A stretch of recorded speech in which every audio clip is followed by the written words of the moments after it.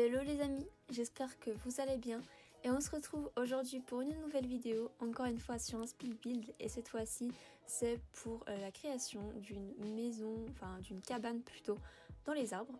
Donc cette création en soi elle m'a pas pris énormément de temps à faire. Ce qui m'a pris un peu plus de temps en fait et là où j'ai dû m'éterniser un petit peu plus, c'est dans ce que vous êtes en train de voir actuellement, donc l'espèce de petite cascade que j'ai créée voilà, à côté de la maison. Je vous ai créé aussi une petite histoire et du coup des Sims qui vont dans cette maison, enfin je vous expliquerai un petit peu.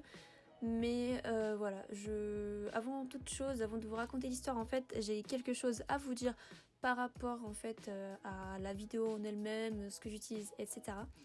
Quelques petits points à aborder puisqu'il y a eu quelques erreurs dans la vidéo que j'aimerais aborder avant que, voilà, que vous, de votre côté, vous fassiez la même erreur que moi. Donc déjà vous pouvez voir que j'utilise beaucoup du pack de chien et chat pour l'extérieur puisque on est dans la ville de Brittonton Bay et que voilà, je voulais que ça reste un minimum cohérent et au niveau des cailloux etc à l'extérieur, des rochers, donc je trouvais que ces rochers là vraiment allaient parfaitement bien avec le décor. Franchement, je trouve même que le tout avec la cabane, etc., franchement, ça va bien dans le décor, ça ne fait pas bizarre. Voilà, je saurais pas trop comment vous dire, mais franchement, je trouve que ça passe assez bien, c'est assez cool. J'aime beaucoup. Et alors, cette luminosité, on en parle ou pas? Voilà, ce petit coucher de soleil qui fait cette luminosité un peu orange, on adore.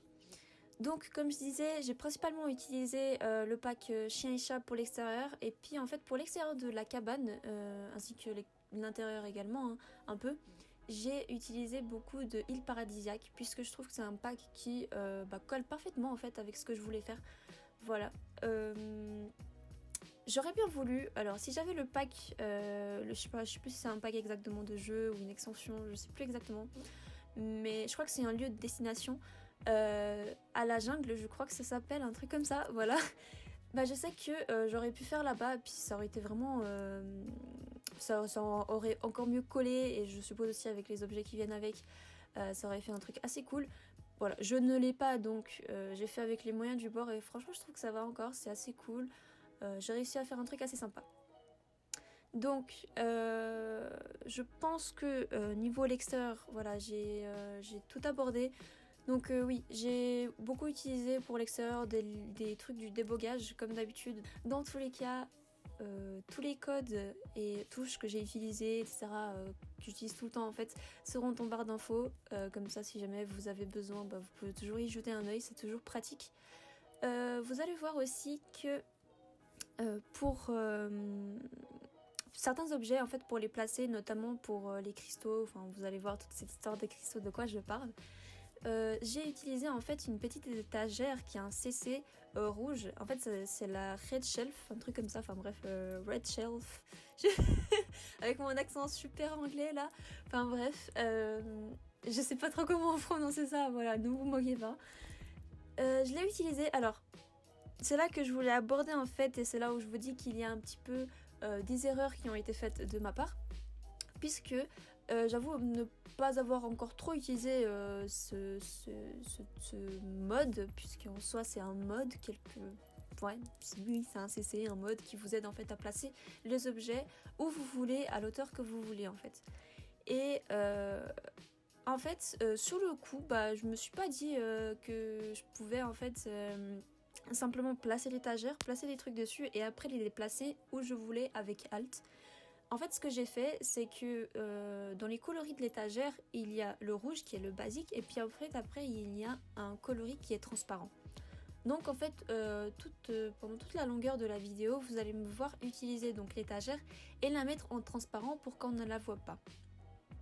Sauf que du coup en fait ça marche aussi, hein, vous allez voir vraiment, vous allez rien remarquer, d'ailleurs là bientôt je vais l'utiliser, vous allez voir, là, voilà. Et en fait, ça ne pose aucun problème lorsque vous y jouez, etc. Mais le souci, en fait, c'est dans la galerie. Donc, lorsque je partage la cabane dans la galerie, elle apparaît comme étant modifiée puisque, forcément, vu que je n'ai pas enlevé l'étagère et qu'elle est juste en transparent, le lien, en fait, enfin la maison, elle apparaît comme modifiée. Ce qui me pose problème puisque j'ai pas envie qu'elle apparaisse en tant que modifiée. C'est après en fait que en hors caméra, donc ça n'apparaît pas en vidéo, mais c'est pour ça que je voulais aborder ce petit point avec vous. J'ai décidé en fait d'essayer de changer, de comprendre en fait un peu mieux la mécanique. Et en fait, c'est là que du coup j'ai compris, voilà, la personne est un petit peu bête, il fallait tout simplement en fait mettre voilà l'étagère au niveau qu'on voulait, un peu plus loin de là où on doit placer les objets. Et tout simplement en fait avec Alt, comme d'habitude, avec Alt vous pouvez déplacer les objets n'importe où vous voulez.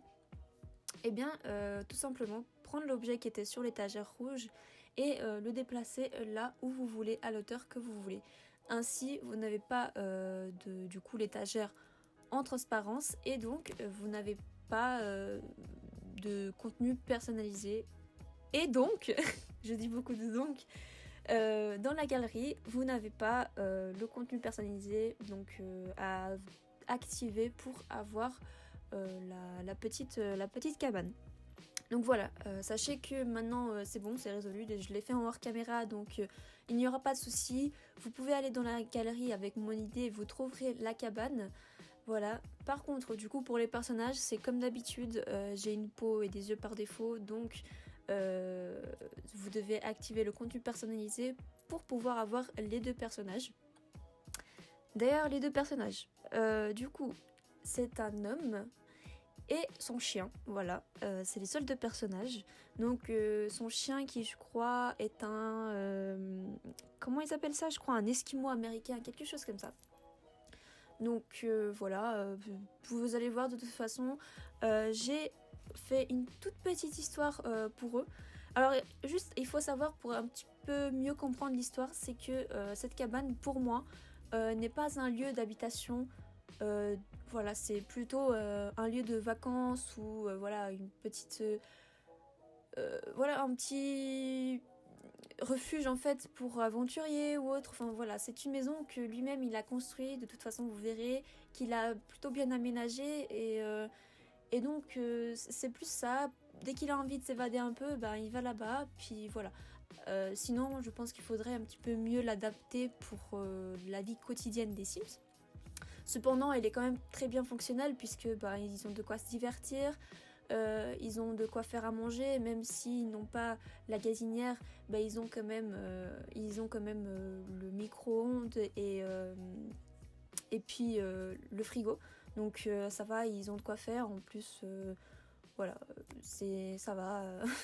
De ce côté-là, c'est bon. Pour faire pipi, vous avez vu, il n'y a pas de toilette, mais en fait, en bas, il y a le petit buisson qui vient avec vivre ensemble, il me semble, qui est très bien pour ça. Voilà, tout simplement.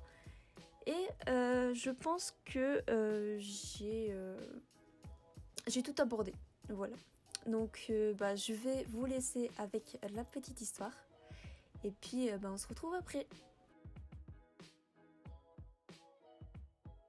Ah, la nature. On prend pas souvent le temps de nous arrêter et d'admirer le monde qui nous entoure. Daryl, lui, il a toujours été livré à lui-même.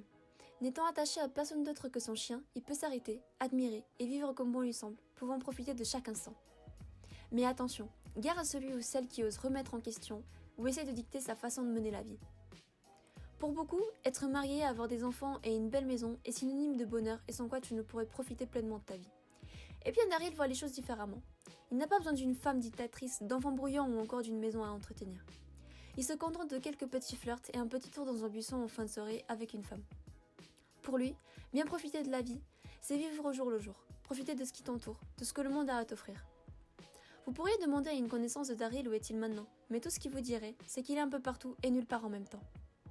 C'est un voyageur qui parcourt les villes, les pays et ne reste pas longtemps au même endroit. Sa seule compagnie, c'est son fidèle compagnon de quatre pattes, Dobby. Oui, ce chien a sûrement voyagé plus que tant en toutes ses années d'existence. Daryl se déplace souvent, certes, mais il a un lieu de prédilection se trouvant à Bridleton Bay. Ce lieu est en pleine nature, pas loin de la plage. Daryl y a construit une petite cabane dans les arbres, fonctionnelle et très accueillante. C'est l'un de ses lieux préférés où il est capable de rester le plus longtemps, pour la simple raison qu'il n'y a que lui, son chien, le bruit des oiseaux et de l'eau de la cascade qu'il y a à côté.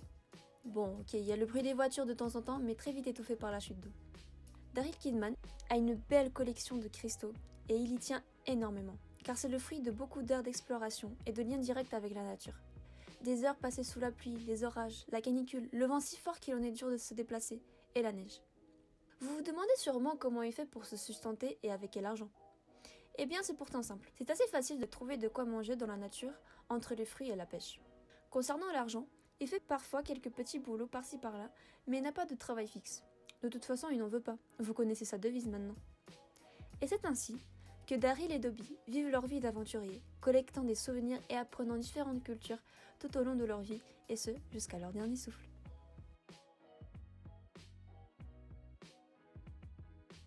J'espère que cette vidéo vous a plu, ainsi que mon histoire et ma petite création. Si c'est le cas, n'hésitez pas à laisser un j'aime, un commentaire et à vous abonner, ça fait toujours plaisir.